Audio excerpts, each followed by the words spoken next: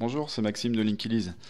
Dans cette vidéo, nous allons voir comment gérer les retours en caisse, c'est-à-dire lorsqu'un client vous ramène un produit, et nous allons voir ensemble les différentes situations qu'il est possible de rencontrer et comment procéder.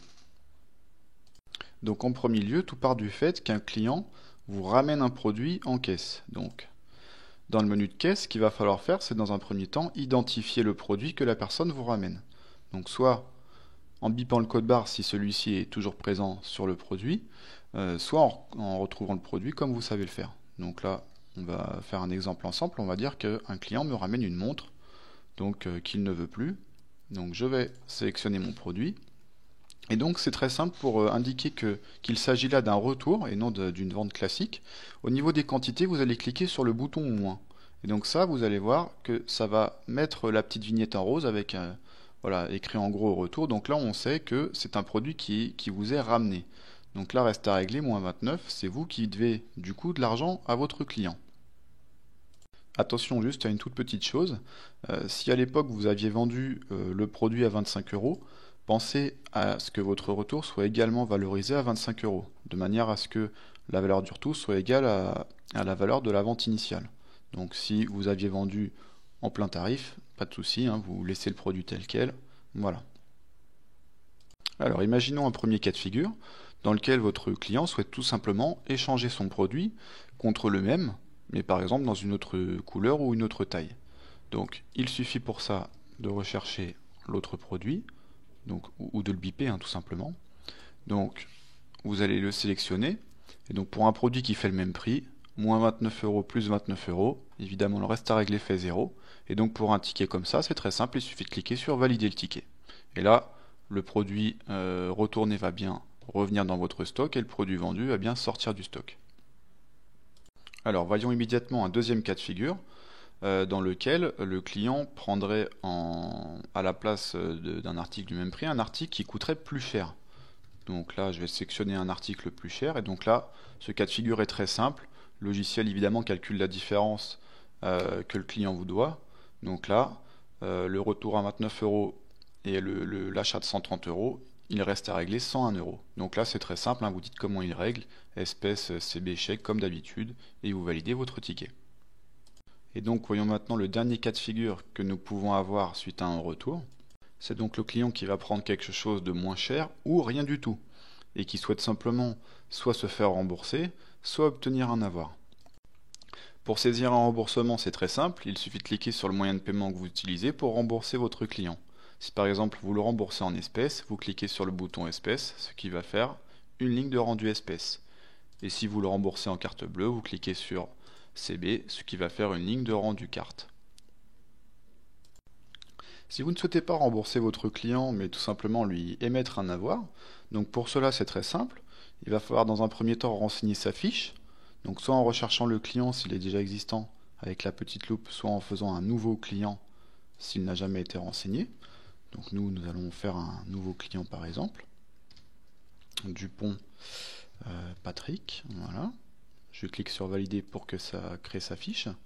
Et donc pour créer un avoir, il suffit de cliquer sur le bouton avoir, ce qui va me générer une ligne de création d'avoir. Et cet avoir va se mettre automatiquement sur son compte lorsque je cliquerai sur valider ticket.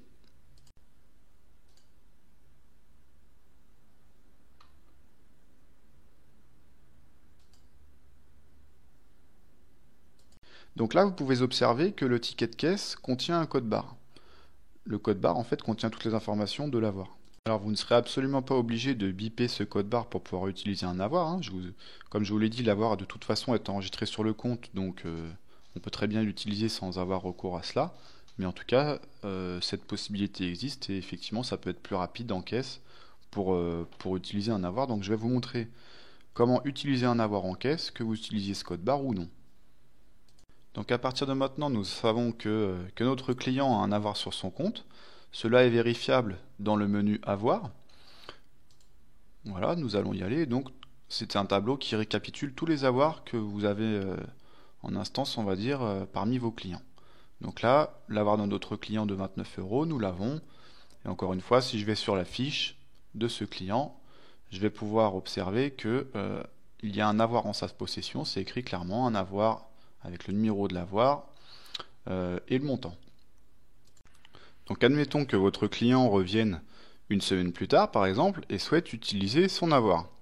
Donc là, nous allons voir les deux possibilités. La première, ça va être celle où vous utilisez le ticket qu'on a généré ensemble sur lequel il y a un code barre qui contient l'avoir.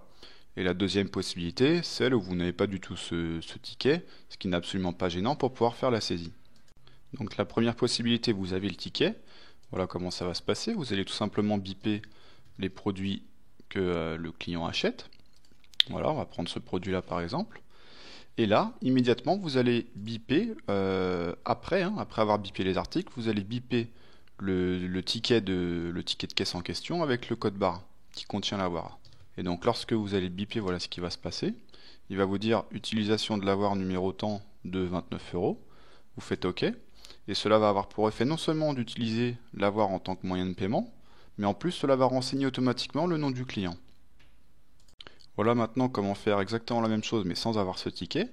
Donc on va faire la même chose, on va prendre un article, on va biper l'article que la personne achète. Ensuite, vous allez donc chercher le nom du client. Donc là, on va taper Monsieur Dupont pour retrouver son compte, voilà, Dupont Patrick. Le logiciel sait qu'il y a un avoir sur son compte, donc là, pas de problème. Et lorsque vous allez cliquer sur le bouton avoir, donc le moyen de paiement avoir, il va automatiquement détecter qu'il y a un avoir de 29 euros sur son compte et l'utiliser pour payer. Donc là, c'était un cas de figure simple. Le client achète un produit à 309 euros, il a un avoir de 29 euros qui vient se déduire, et donc il reste à régler 280 euros.